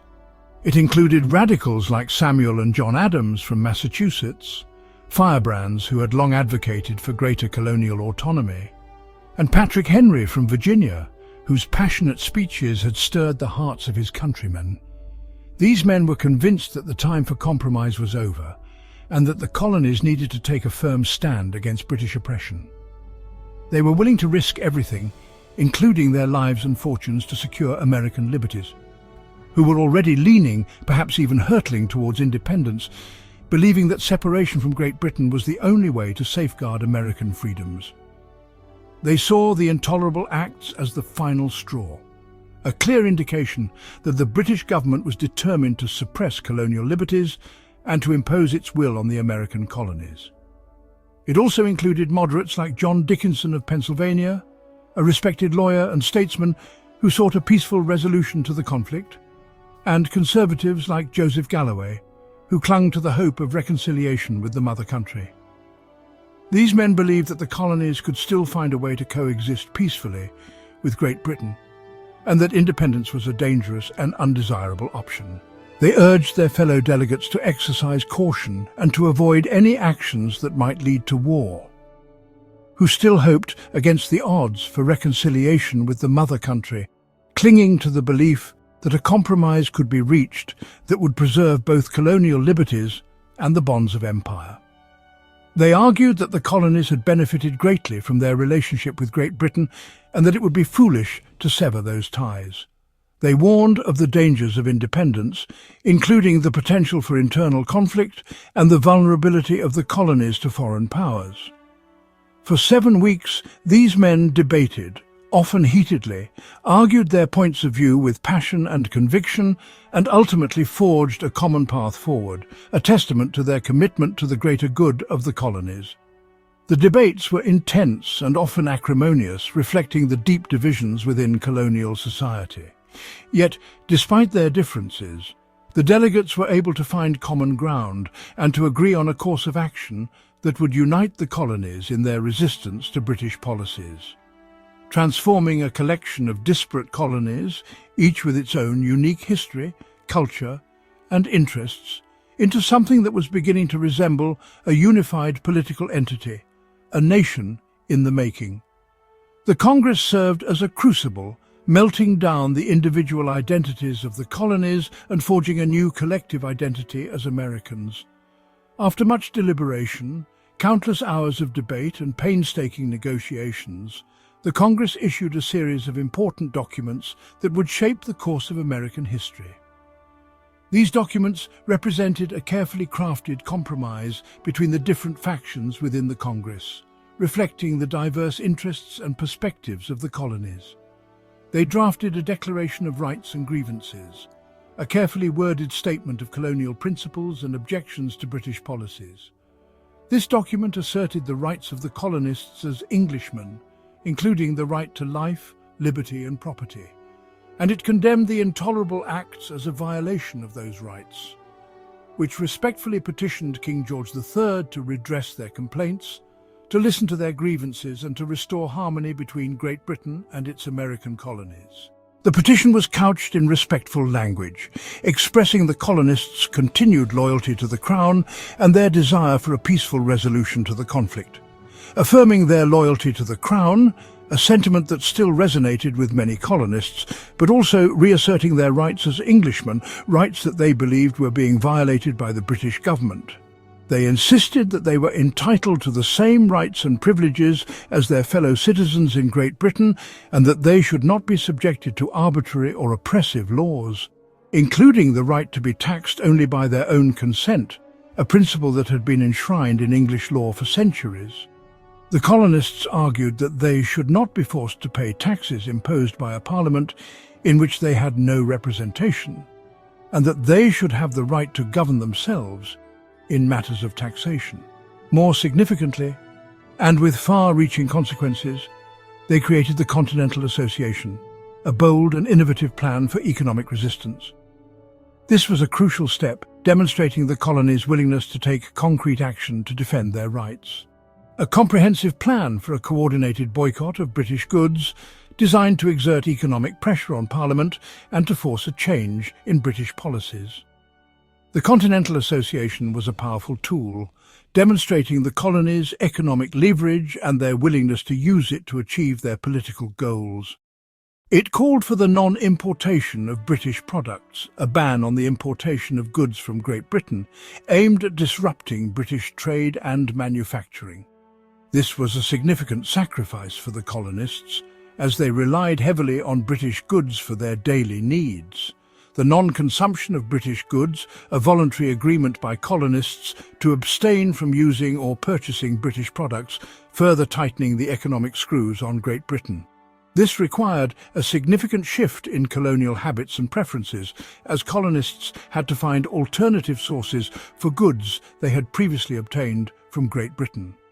And if necessary, the non-exportation of American goods to Britain, a drastic measure that would have crippled the colonial economy, but which demonstrated the colonists' resolve to defend their rights. This would have meant halting the export of valuable commodities such as tobacco, rice and wheat, which were essential to the British economy. This was a powerful economic weapon, a form of economic warfare designed to force Parliament's hand, to compel the British government to address colonial grievances and to repeal the intolerable acts. The colonists hoped that by disrupting British trade and manufacturing, they could persuade Parliament to see the error of its ways and to adopt a more conciliatory approach to the American colonies. Perhaps most importantly, demonstrating a commitment to continued collaboration, the First Continental Congress agreed to meet again, a clear indication that they were prepared to continue their struggle for American liberties. This decision signaled that the Congress was not a one-time event, but rather the beginning of a sustained effort to address colonial grievances and to defend American rights. In May of the following year, 1775, if their grievances were not addressed, a deadline that underscored the urgency of the situation and the colonists' determination to achieve a resolution. The delegates recognized that time was of the essence and that they needed to act quickly to prevent the situation from deteriorating further. This was a clear signal, both to the British government and to the colonists themselves, that they were prepared for a long-term struggle, a protracted conflict if necessary, to defend their rights and liberties. The decision to reconvene the Congress demonstrated their unwavering commitment to the cause of American freedom. By creating the Continental Association, they had, in effect, established a shadow government, an alternative structure of governance that challenged British authority and asserted colonial control over their own affairs. This was a revolutionary step, undermining the legitimacy of British rule and paving the way for the eventual Declaration of Independence. That usurped economic control from Parliament and placed it in the hands of local committees, empowering colonists at the grassroots level and fostering a sense of self-reliance and independence. These committees became the engines of the resistance movement, enforcing the boycott, monitoring British activities, and mobilizing public opinion against British policies. The lines were now clearly drawn. The battle lines were forming and the stage was set for a confrontation between Great Britain and its American colonies. The decisions made by the First Continental Congress had irrevocably altered the relationship between the two, pushing them closer to the brink of war. The colonists had laid out their case, articulating their grievances and asserting their rights, demonstrated their unity, forging a common front against British oppression, and threatened massive economic disruption, wielding their economic power as a weapon to force a change in British policies. They had done everything in their power to avoid a conflict, but they were prepared to fight if necessary to defend their liberties. The road to rebellion was nearing its end. The point of no return was fast approaching, and the colonies were poised on the precipice of revolution. The decisions made in the coming months would determine whether the colonies would remain part of the British Empire or forge their own independent destiny. The next move was up to the King and Parliament. The fate of the colonies rested in their hands, and the world waited to see how they would respond to the colonists' demands. Would they listen to the colonists' grievances and address their concerns, or would they continue on a path of confrontation and oppression? And as the winter of 1774, a winter of discontent and growing unrest, turned to the spring of 1775, a season of hope and anticipation, the colonies braced themselves for what was to come. The transition from winter to spring mirrored the changing political climate as the seeds of rebellion began to sprout and the prospect of war loomed large. The world watched and waited, holding its breath for the sound of the first shot, the shot that would be heard around the world, and that would ignite the American Revolution. The tension was palpable. The air was thick with anticipation, and everyone knew that the first shot would be the signal for a long and bloody conflict.